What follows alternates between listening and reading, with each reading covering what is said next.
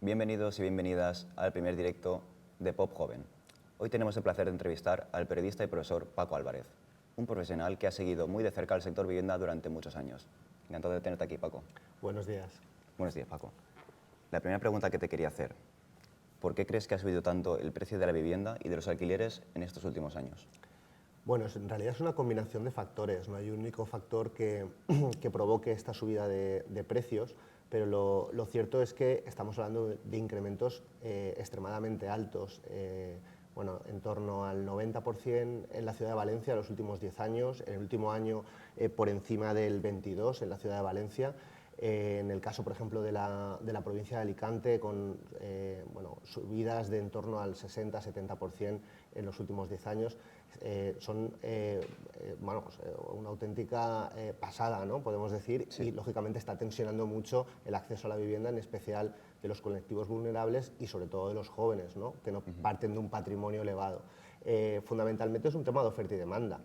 Durante el periodo de la crisis inmobiliaria se dejó de construir absolutamente, prácticamente no se incorporó vivienda nueva, la vivienda que ha salido en venta, digamos, tradicional, el alquiler sigue siendo un mercado muy pequeñito. El problema es que mucha gente, sobre todo vosotros, la gente más joven, tenéis dificultades para poder acceder a través de la compra, ¿no? Sí. Es lógico, y tenéis que recurrir al alquiler. Y luego se da otro fenómeno, y es que no es que haya poca vivienda en alquiler, sino que cada vez más hay vivienda vacacional, vivienda de pisos turísticos, Sí. que son mucho más rentables que los alquileres tradicionales, y por otra parte tenemos lo que se llama el alquiler, bueno, no me acuerdo exactamente la palabra, pero es el estacional, mejor Sí. dicho, que ahí estaríamos hablando, por ejemplo, de los pisos de estudiantes, Claro. ¿no? Entonces, hay otros factores, hay otras salidas inmobiliarias mucho más rentables que lo que es el alquiler de larga estancia, Sí. y eso es lo que está tensionando y está provocando que se derive la poca oferta que existe hacia esos ámbitos más rentables. Entiendo. Y precisamente un poco en consonancia con todo esto de que al final los jóvenes se encuentran con precios muy tensionados por el mercado, ¿qué opinas de los topes a los precios del alquiler que han sonado tanto estas últimas semanas, ¿no? Tanto desde el punto de vista de los inquilinos y como de los propietarios también? A ver, desde el punto de vista de los inquilinos o de los futuros inquilinos, Sí. en principio va a suponer un respiro, o debería de suponer, y digamos que desde el punto de vista teórico se puede entender el paso que ha dado en este caso el Gobierno, aunque no ha sido fácil, porque es una ley que ha estado prácticamente un año tramitándose. Exacto. Pero bueno, en realidad tampoco se ha inventado nada nuevo. Quiero decir, hay países como por ejemplo en Alemania, donde estas medidas están ya en vigor desde hace años. Y el problema que tenemos aquí es similar a lo que te he comentado antes. ¿Por qué? Bueno, es bastante factible que algunos alquileres bajen, ¿vale? Y en principio se espera que eso ocurra, pero cuando se interviene el mercado, muchas veces, si tienes una alternativa para poder seguir cobrando más precio de alquiler, Van a pues hacerla. efectivamente. Entonces, puedes hacer desde, por ejemplo, reclamarte la vivienda y obligarte a salir de la casa. Por ejemplo, si tienes un hijo en edad de emanciparse, bueno, como propietario puedes pedir a esa persona que abandone la vivienda con un plazo, digamos, legal establecido, y tiene que hacerlo. Y volver a sacar el piso en alquiler. Eso sería un fraude de ley, pero a ver quién se impone a perseguir en este caso al casero, ¿no? Por haber hecho esta triquiñuela legal para poderse salir con la suya. Sí. ¿Qué puede ocurrir también? Pues que haya viviendas que ahora mismo estén en alquiler, sobre todo de los grandes tenedores de viviendas, ¿no? que tienen muchos pisos, bueno, pues que esas viviendas pasen a la venta, ¿no? Para garantizarte una mayor rentabilidad. Y luego, lo que te comentaba también, en los pisos turísticos. Yo personalmente creo que estamos viviendo una burbuja de pisos turísticos. Creo que igual dentro de unos años, de todos los que vemos ahora mismo, no serán tantos. Pero lo cierto es que la ley que se ha aprobado recientemente no establece ningún tope al alquiler turístico, con lo cual, bueno, pues la salida fácil... Queda irregulado eso. Efectivamente, la salida fácil es que, bueno, pues no te preocupes que yo este piso lo pongo en alquiler turístico y donde a lo mejor me saco 900 euros, pues me puedo sacar 1.300, 2.000 euros al mes, porque hoy por hoy sí que tienen salida. Claro. Vale, Paco, a nivel más personal, en tu caso propio, ¿a qué edad te independizaste tú? Espérate que lo piense. Me independicé en torno, yo creo que a los 28 años. A los 28 años. Siendo realistas, ¿crees que es posible independizarse solo o es mucho más fácil a niveles extremos con pareja, con 2 sueldos, etcétera? A ver, yo me independicé, y en ese momento ya estaba trabajando, no tenía un contrato indefinido, pero estaba trabajando ya afortunadamente de periodista, Sí. y me independicé con mi pareja en ese momento. Yo hoy por hoy veo muy complicado independizarse solo, a no ser que ya vayas, digamos, con la idea de compartir piso con amigos o algo así, ¿vale? Pero independizarse solo es muy complicado porque estamos hablando de pisos de alquiler que si echáis un vistazo a cualquier aplicación tipo Fotocasa Idealista, bueno, por debajo de 800 euros va a ser muy poquito lo que vas a encontrar, igual no en las mejores condiciones. Entonces, hoy por hoy la solución más realista es la de compartir. El problema que tiene compartir, que también tiene algunas dificultades, es que, bueno, para el inquilino es evidente que no es tan cómodo como estar independizado plenamente. Exacto. Pero para el casero en este caso, bueno, pues es muy rentable, porque si tú pides 350 euros por habitación y has maximizado tu vivienda, puedes obtener 1.500 euros fácilmente. Cada mes, básicamente. Cada mes, claro, es mucho más rentable que un alquiler, digamos, convencional. De hecho, la palabra suena mucho, ¿no? Últimamente la palabra co-living, todos esos términos modernos para Normalmente definir. esos términos modernos esconden una realidad siempre un poco precaria, sí. efectivamente. Sí, la verdad es que sí. Vale, Paco, ¿qué consejos financieros darías a personas jóvenes que buscan a lo mejor adquirir su primera vivienda o empezar ya a preparar a lo mejor la entrada a un piso? A ver, fundamentalmente ahorrar. Ese es mi principal consejo y es complicado pues teniendo en cuenta que los salarios han subido muchísimo menos, en mucha menor proporción que el precio de la vivienda. Sí.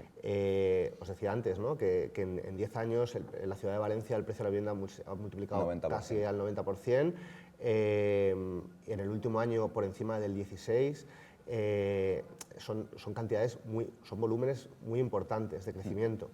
En cualquier caso, mi consejo, comenzar a ahorrar una cantidad al mes que sea más o menos asequible, tampoco hace falta ahogarse, y luego plantearse el proceso de, bueno, alquiler o compra a medio plazo. O sea, todo lo que sea acelerarlo quizás luego puede ser problemático. Y siempre tener un pequeño colchón en el que poder moveros. Por otra parte, bueno, siempre esperemos que tengáis siempre el colchón de vuestros padres, que si un día tenéis que volver a casa, bueno, pues acogerán con los brazos abiertos, me imagino. Eso espero.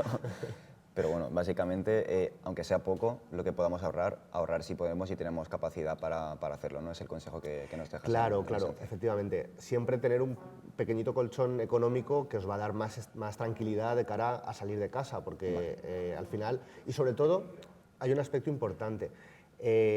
Es un consejo bueno, un requisito que, por ejemplo, las entidades financieras aplican cuando vas a comprarte una hipoteca, vas a contratar una hipoteca, y es que el esfuerzo financiero que tengas que hacer no suponga más de un 30% de tus ingresos, ¿vale? Entonces, todo lo que sea por encima del 30%, ahí tenéis luego podéis encontraros con dificultades, podemos encontrarnos con dificultades, porque yo mismo también vivo de alquiler, y efectivamente, o sea, siempre bueno, pues hacer números y ver que no te vas a pasar, tu coste, tu esfuerzo por alquilar la vivienda o por comprarla no va a suponer más de un 30% de tus ingresos. Vale, perfecto. ¿Crees que nuestra generación, hablando un poco todo el tema del ahorro, etcétera, tendrá pensiones o es a lo mejor una quimera o algo difícil de alcanzar?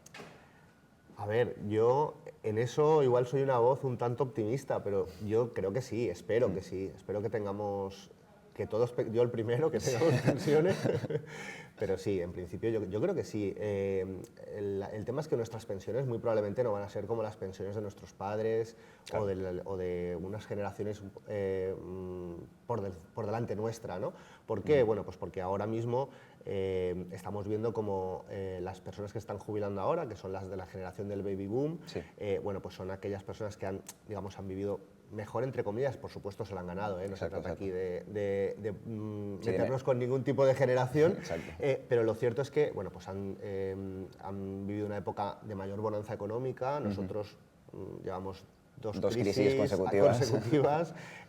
Mucha gente de mi generación, por ejemplo, no ha encadenado un trabajo más o menos estable desde que terminó la universidad. Sí. Entonces hay que ser consecuentes también y bueno, pues todo esto va a repercutir al final en las pensiones que vamos a percibir, efectivamente. Vale. Y un poco relacionado con todo lo que hemos dicho antes de las generaciones anteriores, ¿consideras que con el nivel de sueldos actual es posible vivir una vida como la de hace unos años, en las que a lo mejor con 25 años una pareja con un trabajo relativamente humilde podía comprarse una vivienda? Yo creo que no. O sea, ya os digo que yo siempre intento tener una visión positiva, pero creo que exactamente igual como vivieron nuestros padres, ¿no? Bueno, no sé, familias como tú dices, Sí. muy humildes, han tenido una segunda vivienda, un chalet, un apartamento en la playa. Yo eso lo veo súper complicado. Sí. También creo que nosotros tenemos, ¿cómo os diría?, más gastos, Sí. o nos buscamos más necesidades que en la generación de nuestros padres. Por ejemplo, yo con mis padres no recuerdo salir a cenar mucho, o sea, y ahora, bueno, el día que no, la semana que no te has ido a cenar con tus amigos por rara. ahí o has pedido un globo, ¿no? Sí. Es rara. Nos gusta más viajar que nuestros padres, ¿no? O sea, al final también tenemos otras necesidades y esto implica pues, que ahorremos menos, porque nuestros padres al final pues prácticamente un porcentaje importante de lo que ganaban con mucho esfuerzo lo ahorraban, y yo creo que el espíritu del gasto no lo tenemos tan, perdón, del ahorro no lo tenemos tan interiorizado como ellos. Vale. ¿Y en la actualidad crees que un grado universitario es garantía de un trabajo bien remunerado que dé suficiente sustento como para a lo mejor pues, poder permitirte una vida en la que no tengas que recurrir a prácticas modernas como el co-living? Pues a ver, garantías no hay ninguna nunca, ¿no? O sea, pero ni estudiando lo que estudies, independientemente de la formación que adquieras, no tenemos nunca ninguna garantía. Sí. Yo soy de la opinión que la educación superior, bueno, pues te abre unas puertas que probablemente otro tipo de educación no las abre, ¿no? Sí. Esto en cualquier caso depende mucho también del esfuerzo posterior que una vez que sales de la universidad, ¿no? le dediques a tu trabajo. Claro. Y el factor suerte, por supuesto, está encima de la mesa. Alguna vez os he comentado en clase, ¿no? Sí. Mi trayectoria personal, donde he ido, bueno, yo he tenido la suerte prácticamente de salir de aquí con trabajo, ¿no? Porque de hecho encadené las prácticas curriculares prácticamente con el trabajo posterior en un medio de comunicación. Pero bueno, la vida te lleva por muchos caminos y al final yo creo que sí que tenemos que tendremos más oportunidades. Y luego en un mundo en el que parece evidente que la inteligencia artificial, todo lo que tiene que ver con las tecnologías habilitadoras, ¿no? Que al final es pues robótica, exacto, programación. Claro, efectivamente, todo ahí, yo creo que ahí va a haber un importante paquete de trabajo cualificado que va a continuar y que va a haber una mayor demanda y por desgracia habrá una parte de ese trabajo poco cualificado que no lo haremos nosotros, que lo harán robots o lo harán... Exacto. Esto ya no parece tan lejos, ¿no? Este escenario. Entonces, bueno, pues yo creo que la gente que hemos tenido esa posibilidad de poder estudiar una educación superior, por supuesto sin menospreciar los grados formativos, que muchas veces pues, tienen de hecho una empleabilidad mayor que la nuestra, pues vamos, yo creo que estamos en un escalón o con un nicho de oportunidad importante. Exacto. La pregunta iba sobre todo también relacionada porque al final nuestros padres, abuelos, etcétera, siempre decía la típica frase, ¿no? A nuestra generación de tú estudias y ves en la universidad, que eso es un salvavidas, tal, no sé qué, y al final siempre nos han inculcado como que la universidad es como eso, la meta a la que llegar si quieres tener un buen trabajo. Hemos visto obviamente que ahora pues, con otras alternativas como los grados formativos, etcétera, no es efectivamente así del todo, pero evidentemente también es una opción interesante. Vale. En comparación con el resto de Europa, ¿crees que en España es más complejo emanciparse? Has comentado antes el caso, por ejemplo, de Alemania, etcétera. Sí, bueno, los datos lo avalan, porque de hecho hay una encuesta, creo que salió publicada en 2022 de Eurostat, pero en realidad los datos se corresponden con 2021 y España, bueno, pues era de los países en los que los jóvenes se emancipan mucho más tarde. Esto tiene que ver con que es uno de los países también con un mayor porcentaje de paro juvenil, perdón, y estamos hablando de que la media de emancipación es prácticamente los 30 años. Italia se mueve más o menos como nosotros, Grecia un poquito más, Croacia, que también me ha sorprendido que esté en el ranking también en esa posición, y creo que el que más tarde se emancipa es Portugal. La nuestra son 3 años por encima de la media europea, o sea que ya es una cantidad, o sea, ya digamos que refleja cuál es la situación, por un lado de precariedad, pero claro, ¿cómo nos vamos a emancipar, ¿no? Si no tienes trabajo cuando sales de tus estudios, independientemente de sean universitarios o no, y luego el acceso a la vivienda está como está, ¿no? Entonces es difícil, parece un poco, entre comillas, y por favor que se me entienda, que estamos esperando a que nuestros padres mueran, ¿no? Para heredar el piso, ¿no? Bueno, pues esperemos que no, pero desde luego es un poco triste, ¿no? Yo creo que el factor de la vivienda y el factor del trabajo al final son los que marcan cuando uno se puede independizar, al margen de que seamos más o menos lanzados y que haya otros países donde digamos, haya más iniciativa, ¿no? Por parte de la juventud, más cultura de salir de casa, de irte a vivir aunque sea con amigos. Aquí tampoco, más allá de la gente que, pues como pasa muchas veces en la universidad, ¿no? Que venís de otras localidades y os quedáis a vivir en Valencia, bueno, pues más allá de ese perfil, luego, y lo cierto es que quien sale de casa luego busca la forma de hacerlo, ¿no? Yo, por experiencia personal, pues cuando nos fuimos de Erasmus, ¿no? Muchas veces luego, a los pocos meses, te buscas la vida para poder salir de casa, ¿no? Porque ya has probado lo que es, tal, y la independencia, la libertad, ¿no? Que supone salir fuera de casa, pero lógicamente también con un poco de cabeza, no podemos irnos con una mano delante y otra detrás. Sí. Y ya para acabar, ¿qué políticas económicas implantarías tú en Europa para un poco paliar precisamente esta tendencia de todo el rato la edad de emancipación en alza? Es decir, que a lo mejor, ¿qué propuestas lanzarías tú a los políticos o como mensajes, etcétera, para que esta situación se revirtiese? A ver, subir los salarios es muy bonito, es decirlo, pero es muy complicado hacerlo porque es muy, bueno, lo cierto es que se ha subido el salario mínimo y esto está bien, pero... También está la contraposición de las empresas. Claro, y hay que jugar un poco en esos dos ámbitos, ¿no? Buscar el equilibrio para que no provocar cierres de empresas y por otro lado, bueno, pues para que al final los jóvenes tengan más oportunidades. Pero evidentemente sería necesario subir los salarios. ¿Cómo? No lo sé, ojalá, si no que me contraten o lo que sea, pero yo no sabría decir. Seguro que hay gente mucho más inteligente que tiene propuestas. Otra cuestión muy importante, y ahí sí que yo creo que los gobiernos tienen mucha mayor capacidad de actuación, sería la puesta en marcha o la puesta en servicio de más viviendas de alquiler públicas. El parque de viviendas de alquiler público en general en España, no es una cuestión solo de esta autonomía, sino que está generalizado, pues es muy reducido. De hecho, casi toda esa vivienda pública de alquiler va dirigida a colectivos en riesgo de exclusión social, no hay de facto vivienda pública de alquiler, digamos, para jóvenes. Y ahí sí que hay un trabajo a hacer muy importante, o sea, tiene que haber promoción pública de viviendas, probablemente la medida que anuncia el gobierno de poner a disposición, por ejemplo, de los jóvenes, vivienda que está ahora mismo en propiedad de la Sareb, ¿no? Del Banco Malo, bueno, pues van un poco en esa línea, ¿no? Y yo creo que si aumenta al final, como os decía antes, es un juego de oferta y demanda. Si aumenta la oferta, es muy probable que los precios bajen, ¿no? Y luego hay otro factor que va un poco más por la cultura, digamos, de la emancipación, ¿no? Que aquí tampoco la tenemos muy arraigada. Pues yo, por ejemplo, me podía haber ido a vivir antes fuera, ¿no? Pero no me decidía. Quizás también promover los intercambios, ya sean, pues, por ejemplo, con el programa Erasmus o con otras universidades. En el caso de las personas, ¿no?